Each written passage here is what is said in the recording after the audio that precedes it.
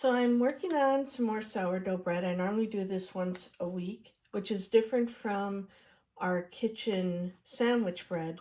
This is my recipe, and then this is my recipe for crackers, which I made yesterday. So I've got einkorn biscuits that I made yesterday, sourdough biscuits. I call these sourdough wheat thins. I've got two flavors. That one is Tuscan seasoning, and then I also make herb de Providence. And this is with sourdough that I started with just flour and water. And look, it's working. It's all bubbly. It's going good. So the first thing I do is I do everything by weight. So I'm going to get this turned on. And it's tart. Second bowl, again, 300 grams tart. There we go. Tart. And again, 60 grams of sourdough. It's a little over, but that's okay. I'm going to stick with that. So then, all I do at this part is I just mix it up. This one, I know I had a chunk too much in here, so I'm going to remove this chunk.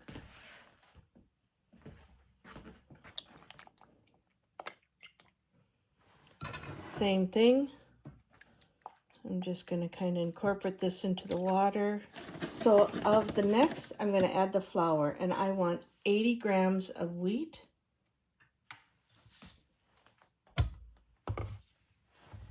And for this, I want 310 grams of flour.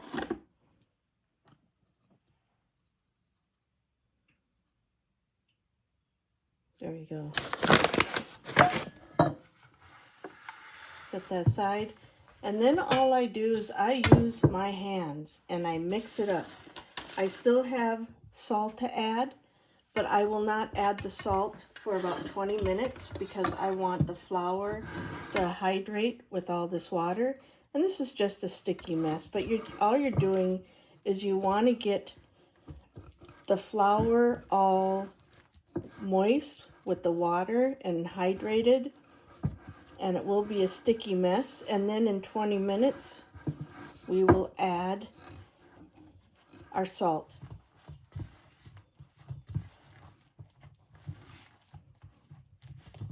And if you need to clean your fingers off every once in a while, use a bench scraper or a spatula or whatever you have. I can still see some flour, and I want to make sure I get everything at least somewhat moist. Now you can use either towel or plastic, and my towels that I use for covering are dirty from everything I cooked yesterday, so I'm going to use some plastic today, but I will use that piece of plastic through the whole process today and tomorrow. And now I'm going to cover this and rest this for 20 minutes. I should mention as a side note, I will also feed my sourdough again. But typically what you want to do, if you can, if you've got a cup of sourdough, add a cup of flour and about 3/4 cup of water. And I like mine stickier than runny.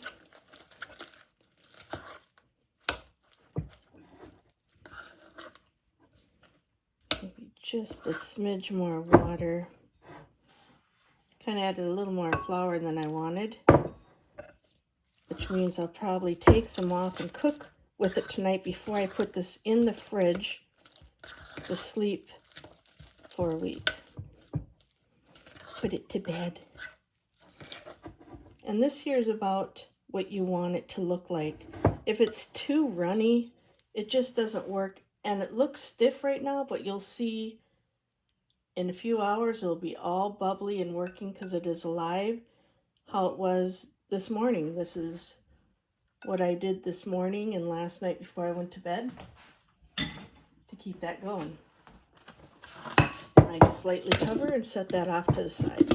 So just a few tidbits on starting sourdough. A lot of people think it's complicated, and it's not. This sourdough, when I first started this, I started this batch. I've had some that I've had going for 4 years, but this particular batch, just a couple of weeks ago, I start out with 1 tablespoon of whole wheat flour. You could use rye, but the reason why you go with whole wheat flour is because it has more nutrients and more microorganisms in it to get a good batch going. So you use a tablespoon of wheat flour and a tablespoon of water. I put it in a jar. I just put it in a jar like this.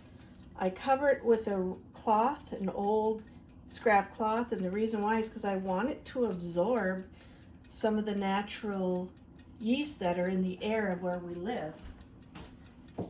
And then the next day you add a tablespoon of your bread flour, your all-purpose flour, whatever you're going to use, and a tablespoon of water, and stir it up. And you keep repeating that every day. You only use the whole wheat or rye flour the first day to get it started. Now if you're making sourdough and it develops something that smells really funky or like poop, which is common, throw it out. It developed a yeast you don't want. This smells like sourdough. It's healthy, it's alive, it's working, it's bubbling, and sometimes you might have to do 2 or 3 tries, but you just keep adding equal amount of flour, equal amount of water, and you keep doing that. And the only time I discard and throw away is when I'm starting a batch of sourdough from scratch. When I get to about 2 cups total in my mason jar, I will take out about 1/4 cup in a bowl and throw out the rest. And with the 1/4 cup, again, 1 tablespoon of flour, 1 tablespoon of water, and you watch it and you'll start seeing it becomes bubbly and active. If it gets a liquid on top, that's not always a good thing. It's not always a bad thing, but typically you want it like this. Every 12 hours, I've gone 24 hours, but no longer than that. And after a while, you'll discover that it's bubbling and working and it's living, and you can try, test it out. What I always seem to do with a new batch of sourdough I'm starting is I'll make these crackers with a discard. I'll just take 2 cups, I roll them out, they're just like little wheat thins, and that gives me an idea of the taste and how it's working. And then I'll make bread after that, or biscuits, and I keep going. And when I'm going to do bread, I will take my amount once it's working and I'll grow it to 2 cups.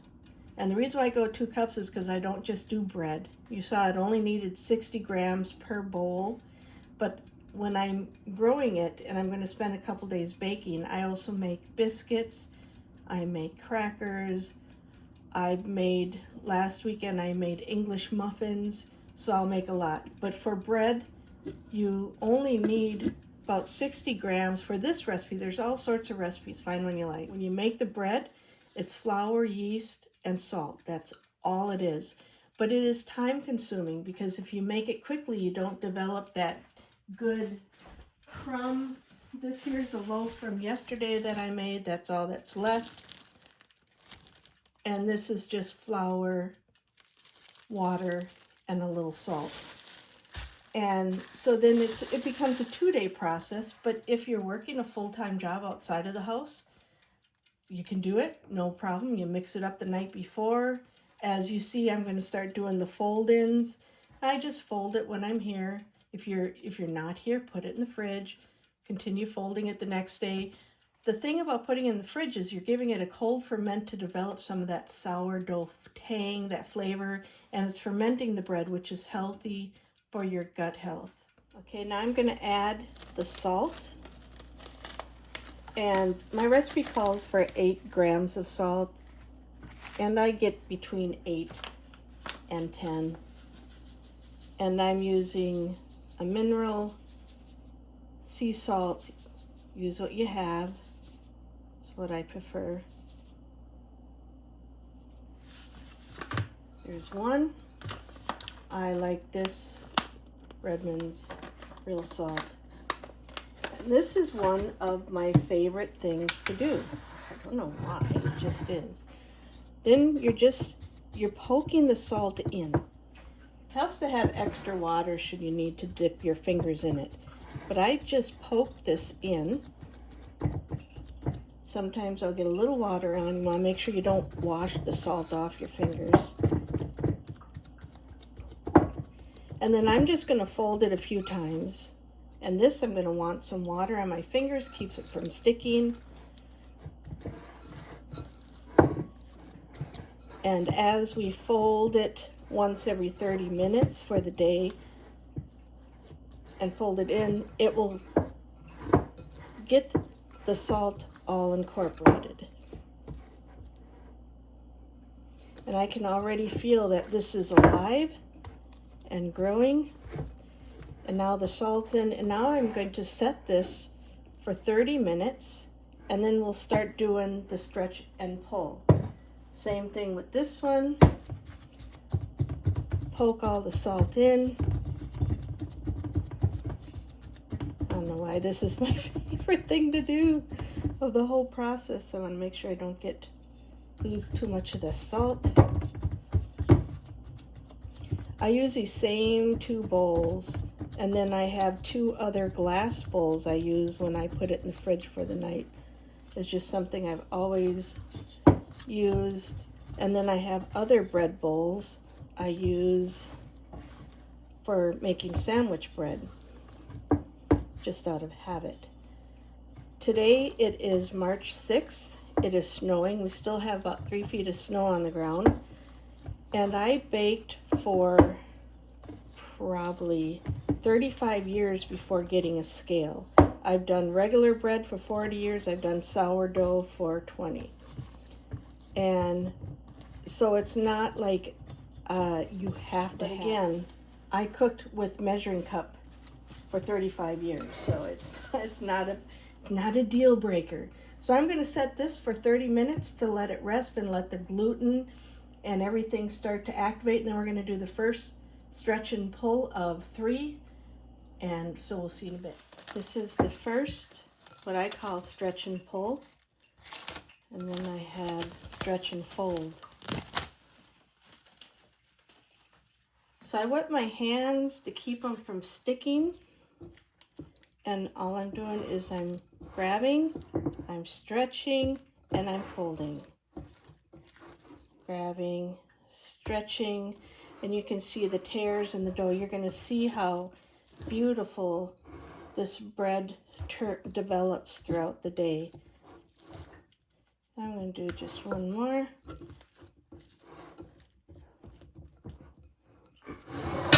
And then same thing with this one.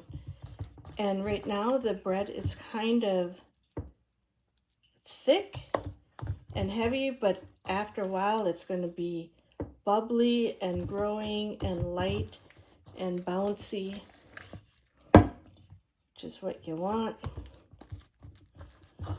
I'll get a little more water in this hand. And you use water on your hands rather than flour because you really want a higher humidity in this bread. Flour would just dry it out and get it full, and we'll be using flour at the end when we do our forms. Now that is pull 1. That's all we do, and I'll come back and do that again in 30 minutes. Stretch and pull number 2. Again, I'm going to wet my hands, and I'm just going to stretch and pull. Depending on how it's doing, I might do this twice and then go into pull and fold. I want a nice soft bread that will have lots of air and buoyancy. So that was number 2. I'm going to bring it back a few more times. It's been just about 30 minutes. And it doesn't have to be exact. I had a FedEx guy come to the door one time, so it ended up being 45 minutes. Another time, I knew I had something else going on, so it was 20 minutes. But I don't know if you can see this, but I'm already getting these air bubbles. And that tells me it is working, it's thriving. I get more water in my hands. So I'm just going to do another, and it's getting easier to stretch and pull. This will be my last stretch and pull. The next will be folds. And this one here too, you can see the bubbles are forming. So there, now I'll give it 30 minutes and then we'll start to do our folds. I've done my 3 pull and stretch. I'm going to wet my hands. Now what I want to do is I just want to lift this, and boy, I can see all these bubbles. I'm just going to lift this and fold it. I'll do this a few times. Lift and fold. Re-wet my hands again, and I can see bubbles all over. Tell me that this bread is working. Fold, and I like to go about 4. The tension is getting built. It's getting to be a firmer dough. If you look at that before I fold. Same thing, this one here. It's got bubbles in it, which is a good sign. Always sticks a little more in my metal bowl. I keep my hands wet. Keep it from sticking. Stretch and fold. And about the next time you'll see my bread getting, I say buoyancy. If my daughter was here, she'd laugh at me and say, it doesn't float in water. That's not what it means. Aha, grasshopper. There's another meaning, talking about a happy disposition. When you bake bread for 40 years, I've seen some sad dispositions. So my bread dough is looking good. I'm going to cover it, give it another 30 minutes. This is our second fold. Oops, shouldn't have gotten it so close there.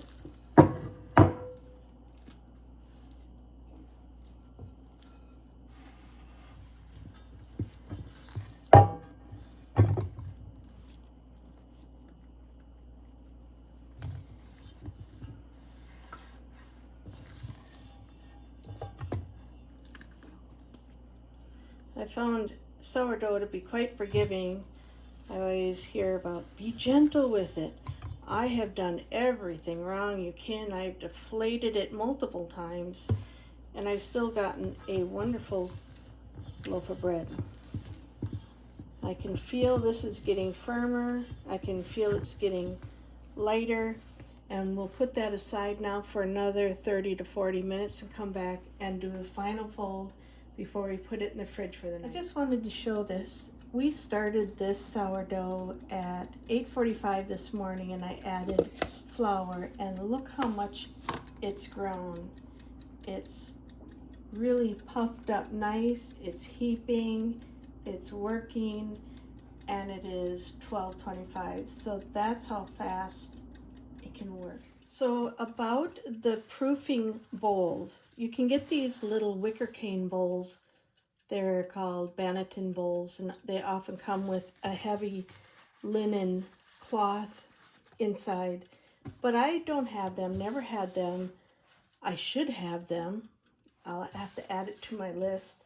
But I have 6 very loved bread making towels that I use. 2 are strictly for sandwich bread, and my other 4 have been used, and you can see some of the sourdough on here, and it dries. It's kind of like paste, and I need to really give these some scraping and good cleaning, and I have not done that yet. So I've got my last 2, well actually I've got more than this, but what I'm willing to use, linen towels. Now they say to use a colander so you don't get the moisture. This is a high moisture bread, sourdough is. But I have done everything wrong, and I've learned how to work around it and be successful. So I'm just going to do everything wrong because it's what I know and how I'm going to do it. First thing I'm going to do is I'm going to very heavily flour this. And what has happened to me, you're supposed to let this in the refrigerator overnight, and then the next day you pull it out and you plop it down and you can put it in the oven. Nope, that's not what I've done. I get it out the next day and it's stuck really bad, and then I end up having to deflate it and re-roll it. And that's just what I've done. It's what I know. So heck, why wreck a good thing, right? Or a good mistake. So this here is another very, very heavy linen. And again, I'm just going to really flour this. The other thing is you want to use something like regular flour is moisture absorbing, which means if I use whole wheat, regular flour, it's going to stick. So you'd normally use semolina. I've used nuts and assorted seeds, which works great, which I'm out of. I'm out of semolina. Well, I'm not out of. I've got some in the freezer out in the garage, and I'm too lazy to go out there because we're in a snowstorm. So I'm just going to use flour. And I know that this is going to just take some extra care. I already know that. That's fine. And so these here are going to be ready for getting the bread in their final, well, I don't know, it'll be their semi-final shape. Tomorrow morning will be their final shape. I've also done it where I've added too much flour, and you get these really bizarre chunks of flour on your bread. And so I try and rub it in as best as I can. It's not perfect. Another trick I learned that if I take it out while the bread's still cold, I can get it released a lot better than if I let it come to room temperature in the basket. So often in the morning I'll release it, might do some reforming, cover it, let it come to room temperature, and then get it into my pans and cook. I'm going to give this a final pull, and then I'm just going to let it rest a few minutes before I get it into my proofing bowls.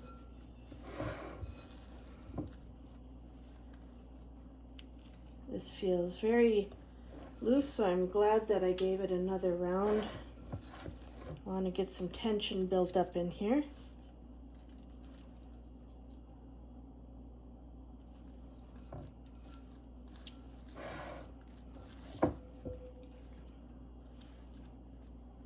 Without adding too much more moisture, because I get it too wet now when I go into the proofing bowls. And with the flour, it'll get way too sticky. So I'm just going to kind of fold this, give it a little tension, and then we'll put it on a floured surface in about 10 to 20 minutes. Depends on how long it takes me outside feeding the wood stove and feeding the birds. This is not instructional. If you want professional sourdough, I've never had anyone show me. This is just something I've been doing for over 20 years, and it's worked for me. I'll give this a little extra here. I'm just going to get this out of its bowl. And then I'm just going to try very carefully,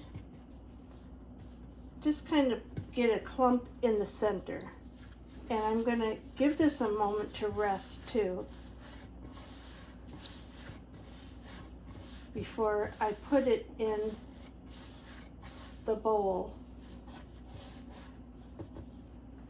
And do that again. The next round. Oh, we could have done this. Yes, okay. Get it to release from its bowl.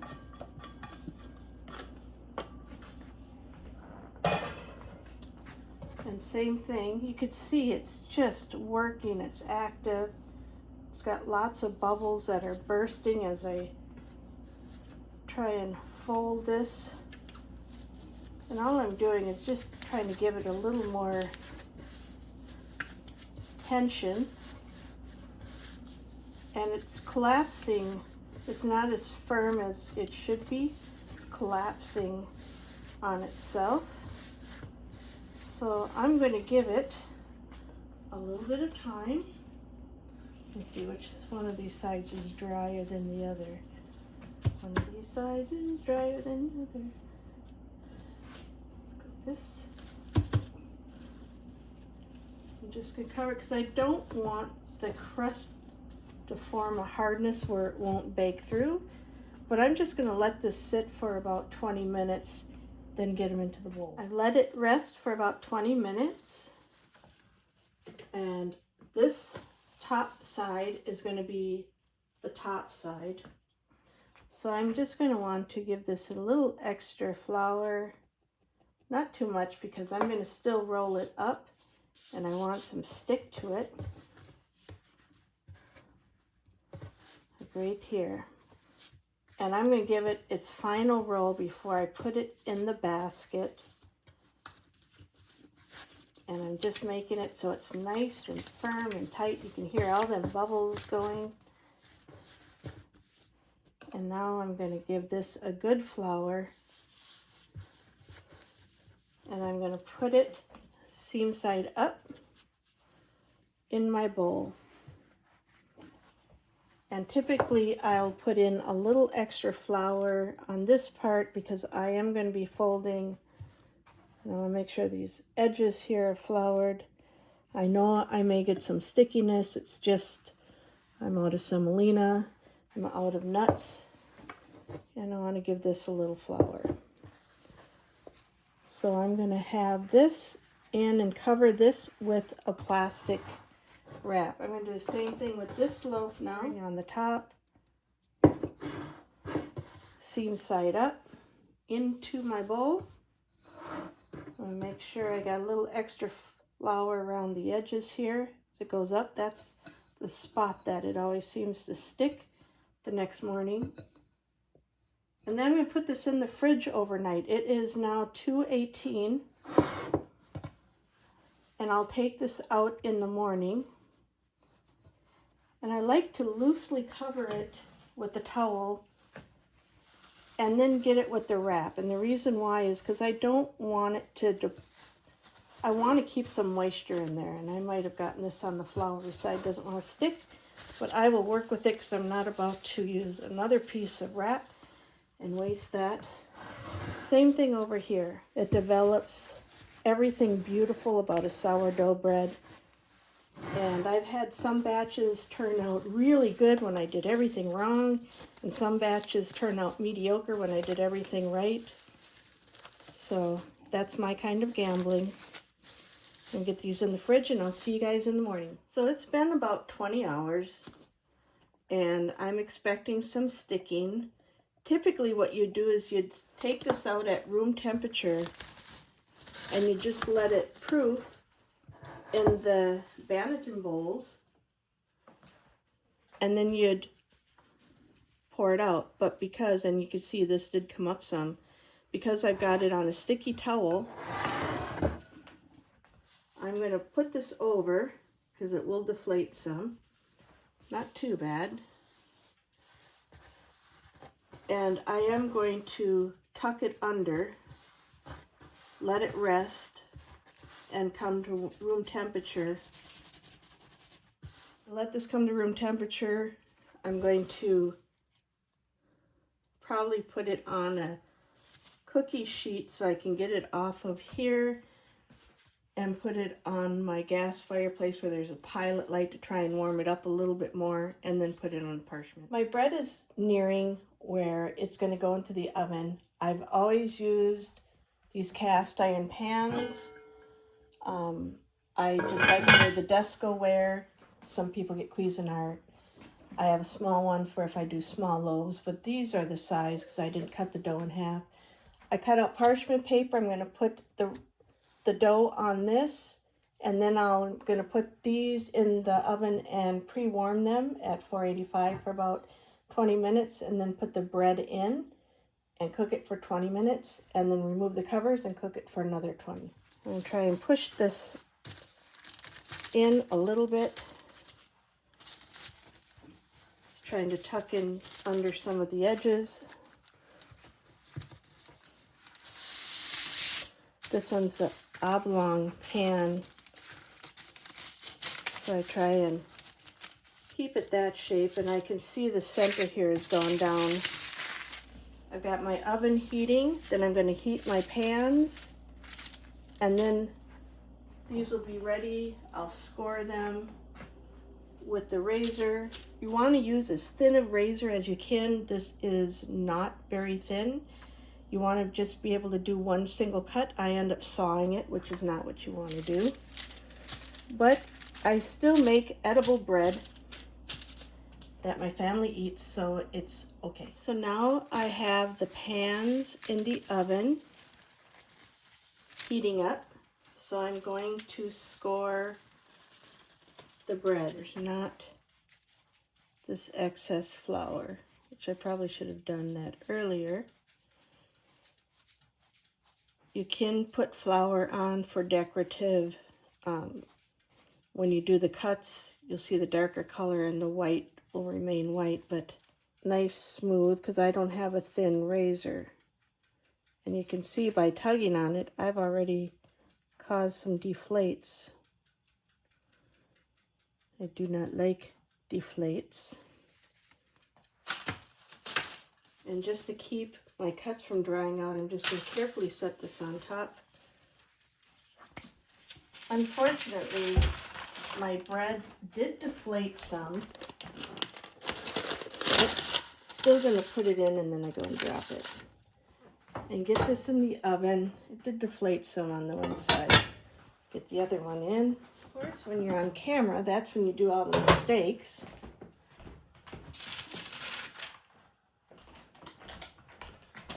This one in. Hopefully I don't blunder too bad. Quickly cover it. Put this in the oven for 20 minutes at 485. It's time to remove the covers.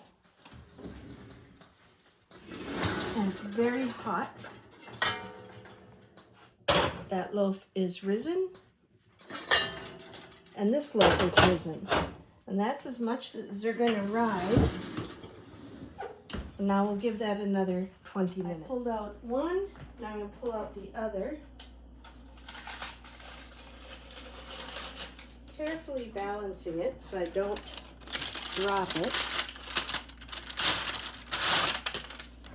And last week I didn't film. I made some of the best bread I've ever made. This week I'm filming, so it's okay. But it rose some. It's going to be really delicious. It smells wonderful. You can see all the bubbles. It's going to have an excellent crumb in it.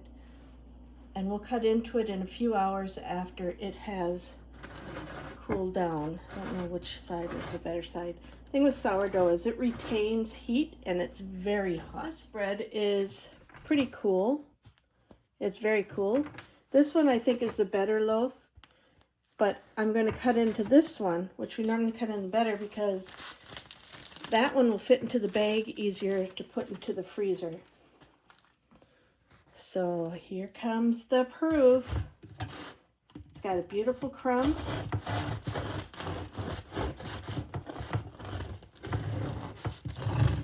That is really some beautiful sourdough. My favorite way to have this, and I'm just going to make a smaller piece here. And you want to make sure sourdough is cooled down because it continues cooking as it cools. And if you cut into it, you get a gummy bread and it's not able to finish cooking. My favorite way to have fresh sourdough is with some good olive oil on a plate.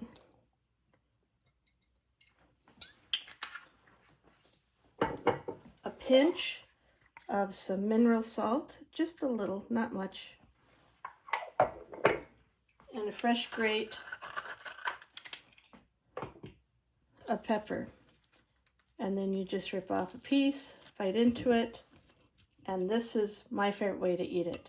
My husband loves, oh, it's very good, sourdough sandwiches. We love it on toast.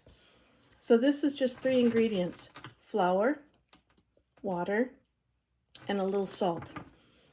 And 2 days worth of work. And it's a nice loaf. It smells magnificent, tastes really good. It's good eating.